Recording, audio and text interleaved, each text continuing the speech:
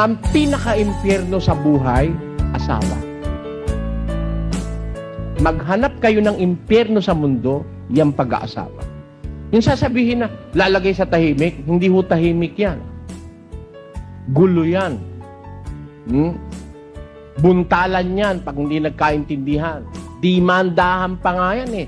Batuhan ng kawali, sando, kaldero, kutsaron, pinggan. Ay, batuhan yan. Nakita ko kasi, tanda ko ng ire, may puti na akong bigote, no? Nakita ko na, kahit pagkabait-bait ng isang lalaki, pag ang napangasawa'y masamang klase ng babae, maidadama yon.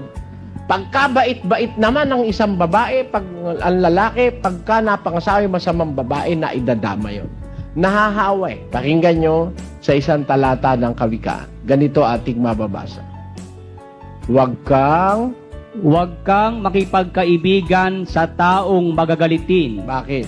Baka ka matuto ng kanyang mga lakad. Huwag ka ikang makikipagkaibigan sa taong magagalitin. Baka matuto ka ng lakad niya, sabi ng Diyos.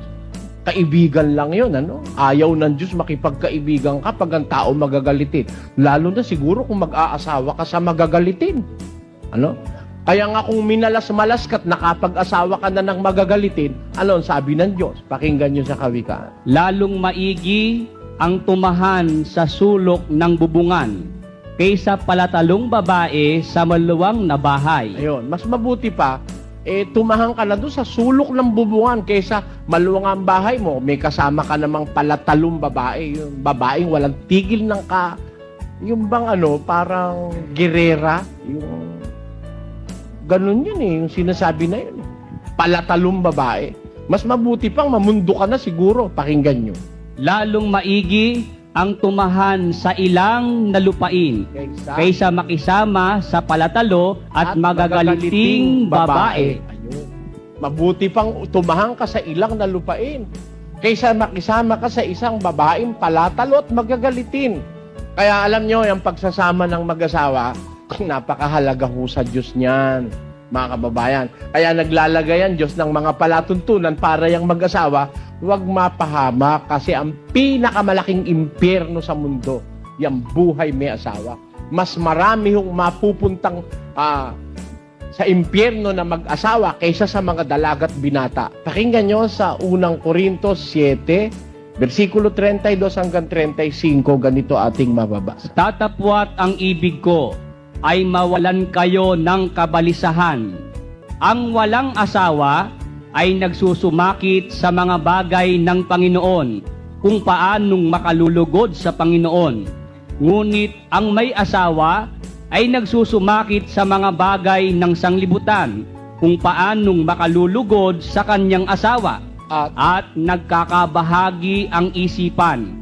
Gayon din naman, ang babaeng walang asawa at ang dalaga ay nagsusumakit sa mga bagay ng Panginoon upang siya'y maging banal sa katawan at sa espiritu man. Kita nyo yung mga walang asawa, yung mga dalaga, nagsusumakit ka sa bagay ng Panginoon para maging banal sa katawan, banal pa sa espiritu. Pag may asawa na malaswa na yung katawan. Wala na. Masama na rin kung tumingin. Ang babae, pagka kuminsan nagkaroon na ng karanasan, nagiging mahalay, gusto lahat ng lalaki matikman, ganun. Babae, lalaki rin naman ganun. May lalaking mahalay, gusto naman lahat ng babaeng dumaan Parang lilingkising cobra kung tignan yung binti ng babae o kaya yung itaas ng babae. Meron nung ganun, baka sabihin nyo wala sa Biblia. Nasa 2 Pedro 2, ganito po ang ating mababasa. Na may mga matang puspos ng pangangalon niya. Merong mag-asawa, ang mga mata puspos ng pangangalon niya. Mata pa lang, kalonyero na. Bakit? Meron ganun mag-asawa, masama ang mata Ang lalaki at babae, pag nakapag-asawa, sumasama ang mata Hindi ba kagaya ng mga bata, magkita-kita sila, hubot-hubad, walang kwenta sa bata, lalaro nga, tulo, uhog at laway. Nakahubad silang pareho. Pero pag may asawa na at nagkaroon na ng karanasan ng tao, may kahalayan ng daladala sa isip, ayun, pangit na. Pero yung dalaga sabi ng Biblia, nagsusumakit sa bagay ng Panginoon kung paanong makakalugod sa Panginoon at magiging banal sa katawan at sa espiritu man. Mas magandang mag-isip yung dalagat binatang walang karanasan sa buhay. Walang mahalay masyado. Pero pag may asawa na, mahalay na. Kaya alam nyo, mas maraming mapupuntang may asawa sa impyerno pag hindi natuto ng aral ng Diyos. Pero ang langit po ay para sa lahat. Wala namang pinipigilang pumunta sa langit kung susunod tayo sa aral ng Diyos.